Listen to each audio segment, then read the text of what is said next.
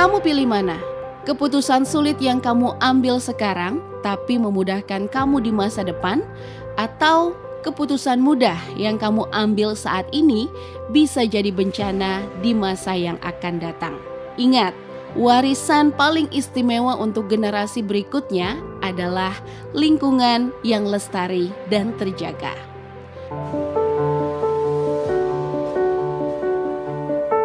Hai, selamat datang di podcast Hijau dan Berbagi di Kota Tarakan, Kalimantan Utara.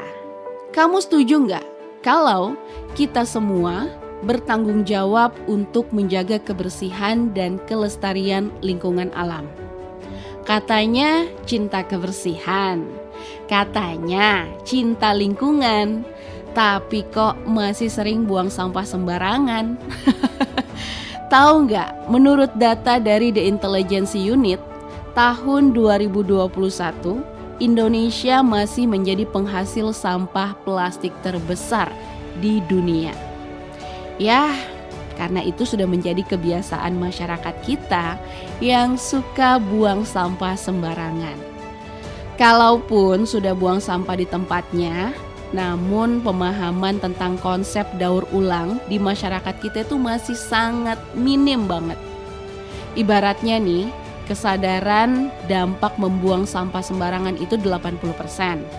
Tapi sayang, prakteknya masih 20%. Mungkin alam bakal tertawa. Ya, ngelihat tingkah manusia yang merusak lingkungan tapi ngomongnya sayang.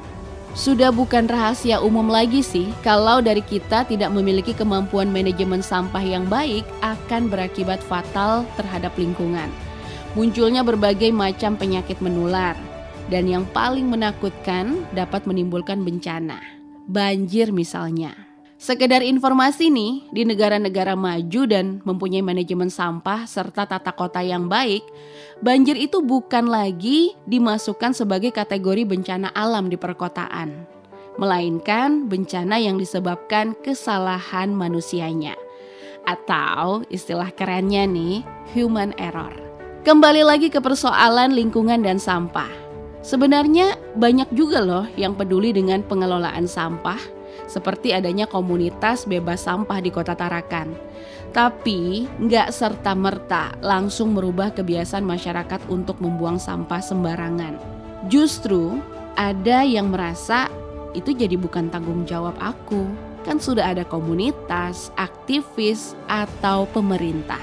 Bahkan pengalaman mereka saat membersihkan sampah di salah satu lokasi pesisir yang ada di Kota Tarakan dengan jarak 5 meter, ada loh yang dengan sengaja membuang sampah di lokasi itu. Gak kebayang ya gimana perasaan mereka. Nah, kebetulan aku juga tinggal di daerah pesisir. Tapi yang buang sampah itu bukan aku ya, dengan jarak 5 meter. Jadi menurutku alasan buang sampah sembarangan itu selain kebiasaan dan juga faktor M, males. Menurut aku sih karena terbatasnya petugas yang mengambil sampah dan memang di sekitar tempat tinggal aku itu gak ada tempat sampahnya, yang ada cuma laut.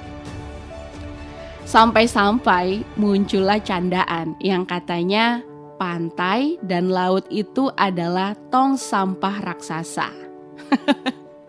Mau kesel tapi kok bener.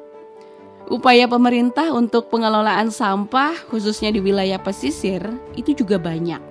Seperti bank sampah, 3R, reuse, reduce, recycle. Nah, kalau ini di tangan orang-orang yang super kreatif, sampah sisa bungkus kopi, sampah sisa bungkus sabun itu bisa dikreasikan, bisa menjadi tas, tempat tisu, atau barang berguna lainnya. Dan ada lagi program sampah semesta. Semua mesti terlibat. Gimana? Keren kan programnya? Jadi gini, kasusnya kenapa masih ada yang terus buang sampah di laut? Sepengalaman aku yang memang tinggal di pesisir, karena pernah sampah itu dikumpulkan oleh warga yang ada di pesisir, tapi tidak dijemput oleh petugasnya. Entah bagaimana kondisinya di lapangan, apakah karena kekurangan personil atau fasilitas yang belum memadai, tapi yang pasti sampah yang sudah dikumpulkan oleh masyarakat itu jadinya bau dong, justru jadi masalah baru. Apalagi kan sampah rumah tangga yang banyak sisa bahan makanan. Mau dibawa ke TPA, jauh dari tempat tinggal. Jadinya balik lagi ke laut aja deh. Tapi masyarakat pesisir juga kadang merasa mentang-mentang sudah bayar iuran, jadi tidak memperhatikan jadwal pembuangan sampah. Itu juga jadi permasalahan sampah untuk wilayah pesisir. Gak cuman itu, bahkan menimbulkan masalah baru lagi, yaitu merusak biota laut hingga mengganggu mata pencarian nelayan tradisional. Karena kan sifat sampah plastik yang bisa membelit itu mengakibatkan alat tangkap nelayan jadi rusak. Mengutip dari nature.com, penelitian yang dilakukan pada tahun 2021 menunjukkan kalau dari 555 ikan yang diteliti, sebanyak 386 spesies ikan ternyata memakan sampah plastik. Kebayang nggak? Sampah yang kamu buang ke laut, kemudian dimakan oleh ikan, ikannya ditangkap oleh nelayan, lalu dijual ke pasar, dan kamu beli lagi ikan itu dan kamu konsumsi bersama keluarga. Tapi ya, lagi-lagi, masalah sampah.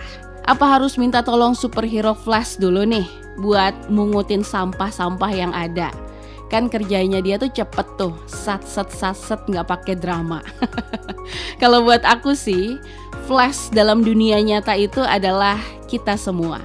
Namun kalau dirunut kembali, memang begitulah kondisi masyarakat kita. Terima atau tidak, itu sudah menjadi kebiasaan mereka yang memang sulit untuk dihilangkan. Apakah kita hanya berserah diri? Oh, tentu tidak. Memang kita bukan superhero yang bisa mengatasi semua persoalan tersebut. Tapi sikap optimisme itu masih ada dari orang-orang yang memiliki motivasi yang tinggi terhadap lingkungan. Jadi untuk tantangan terbesar kita kalau kita mau terjun ke lapangan tentunya ya masalah peralatan, perlengkapan, dana, karena kita kan relawan ya. Jadi kalau kita berbicara mengenai relawan itu pastinya butuh sumbangsih juga dari masyarakat, dari instansi pemerintahan juga. Itu sih untuk tantangannya. Jadi tantangan terbesar sih itu. Kadang kita memerlukan dana juga, memerlukan peralatan, perlengkapan gitu. Jadi kalau selama ini kita kalau buat kegiatan kita ngambil juga dari uang kas. Ya dari uang kas itu mungkin ada beberapa sih Kak, karena di komunitas ini kan biasanya ada pelajar juga, ada juga mahasiswa yang tidak bisa kita tekankan untuk membayar uang kas itu tadi. Jadi kita untuk mencari solusinya itu ya membuat proposal ke instansi pemerintahan gitu sih Kak. Dari masyarakat juga kadang membantu juga. Kan ujung-ujungnya duit lagi. Niat mereka tuh luar biasa. Jadi relawan, meluangkan tenaga, waktu, dan pikiran, tapi sering terkendala dengan dana yang dibutuhkan saat operasional. Buat aku nih ya, kaum mendang-mending, lebih memilih mengeluarkan budget untuk kegiatan sosial plus kemanusiaan ini daripada keluar duit buat beli kulkas baru karena kulkasnya kena banjir. Gimana menurut kamu? Tapi ini bukan soal materi aja sih. Kalau memang ada ekstra budget plus tenaga juga, waktu, itu lebih keren lagi sih. Dan tahu gak sih? Gak perlu harus gabung komunitas kalau itu memang bukan panggilan jiwa kamu. Yang paling simpel gini deh, kamu bisa memilah sampah itu udah effort yang berdampak besar untuk lingkungan. Masa memilih untuk jadi pasangan hidup kamu aja bisa, tapi memilih mana sampah organik dan non-organik aja masih gak bisa. Kadang sedih juga sih kalau lihat kondisi di sekitar tempat tinggal aku. Lautnya tertutupi oleh sampah, apalagi ketika air laut sedang naik. Aduh, pengen auto ambil serokan sama karung buat ngambil sampah-sampah tersebut. Tapi entar cuma jadi tontonan. dan dibilang cari perhatian. Karena nggak ada yang peduli sih, padahal kan sama-sama tinggal di situ ya. Beruntungnya di era digital saat ini mulai banyak komunitas yang ikut andil dan peduli terhadap pengelolaan sampah. Trennya dimulai dari Pandawara Group, di mana ada 5 orang sahabat yang membuat konten bersih-bersih sungai. Dan boom, tanggapan dari berbagai kalangan masyarakat termasuk netizen itu positif banget. Sehingga terinfluenslah konten kreator yang ada di Tarakan. Dan mereka juga sama-sama berangkat dari keresahan akan sampah ini. Mungkin kamu juga pernah ingin mencoba membersihkan sampah yang ada di sekitar tempat tinggal kamu. Cuman berubah jadi malas dan marah. Karena setelah dibersihkan itu akan ada lagi yang membuang sampah sembarangan. Beragam cara bisa dilakukan untuk memberikan manfaat bagi lingkungan di sekitar. Daripada energinya habis untuk mengeluh, marah-marah, bahkan di media sosial, ya lebih baik melakukan aksi nyata. Tidak ada yang benar dan salah terhadap pengelolaan sampah ini. Semua pihak sudah menjalankan tugasnya masing-masing. Karena program pemerintah itu nggak akan bisa berjalan dengan baik tanpa adanya partisipasi dari masyarakat setempat. Aku pernah kepikiran, kira-kira suatu hari nanti masalah sampah ini bakal ada ujungnya nggak ya? Kuncinya sih yakin dan kesadaran diri masing-masing dulu. Jangan hanya bergantung dari pemerintah, komunitas, tapi memang harus dari diri sendiri yang memulainya. Penggiat komunitas, relawan, itu bukanlah superhero yang bisa mengubah dunia dalam sekejap. Mereka juga manusia biasa yang butuh bantuan masyarakat lainnya untuk tetap menjaga lingkungan. Percuma jika mereka sudah bekerja dengan susah payah, namun masyarakat masih kurang kesadaran dalam hal menjaga lingkungan. Sebelum mengakhiri podcast ini, aku punya sebuah pantun. Makan nasi kucing di angkringan, pulangnya ketemu Pak Lurah. Rajinlah menjaga lingkungan demi masa depan yang lebih cerah. So, tetap jaga lingkungan ya.